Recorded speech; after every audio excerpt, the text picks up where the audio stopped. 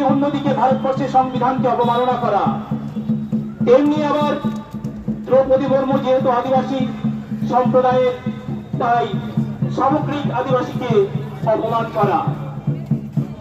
সেই সঙ্গে আমরা শুধু পশ্চিমবাংলায় নয়, শুধু দার্জিলিং জেলাতেই নয়, এর আগেও আমরা লক্ষ্য করেছি অখিলগিরি অর্থাৎ আমাদের রাষ্ট্রপতিকে নিয়ে অনেক কুরুচিকর মন্তব্য প্রদান করে অনেকে অসম্মান করেছেন, অনেকে অপমান করেছিলেন।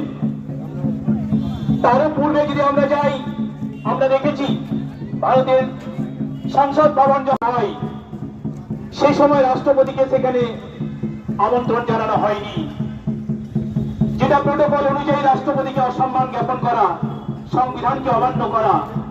আমরা এর আগেও এই বিষয়ে আমরা প্রতিবাদ জানিয়েছিলাম, ধিক্কার জানিয়েছিলাম।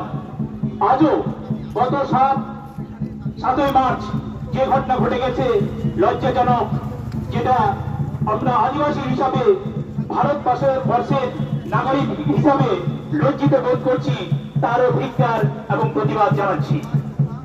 তারও সঙ্গে সঙ্গে আমরা আবার লক্ষ্য করেছি আমাদের কিছু আদিবাসী এমএলএ, সাংসদ বা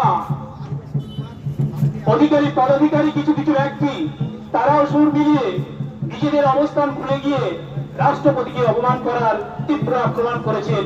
আমরা তাদেরকেও ইউনাইটেড ফোরাম অফ অল আদিবাসী অর্গানাইজেশনের পক্ষ থেকে তীব্র তীব্র ধিক্কার জ্ঞাপন করছি। এই প্রসঙ্গেই আজকে আমরা ধিক্কার মিছিলের পাশাপাশি ডিএম সাহেবের কাছে আমাদের লিখিত অভিযোগ আমরা দায়ের করব। সেই উদ্দেশ্যেই আমরা আজকে এখানে সমবেত হয়েছি। এই প্রতিবাদ মিছিলে গোটা রাজ্য জুড়ে যে আমরা আদিবাসী হয়ে বা আমাদের গর্ব যে আমাদের রাষ্ট্রপতি আদিবাসী একজন মহিলা, তিনি এসেছেন আমাদের রাজ্যে, এটা আমাদের অত্যন্ত গর্বের বিষয়, আমাদের আনন্দের বিষয়।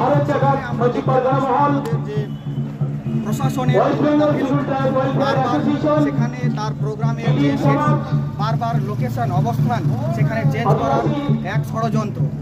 এটা একটা ষড়যন্ত্র মনে করছি আমরা গোটা আদিবাসী সমাজ, তৎসহ আমাদের গোটা ভারতবর্ষের 140 কোটি জনতা।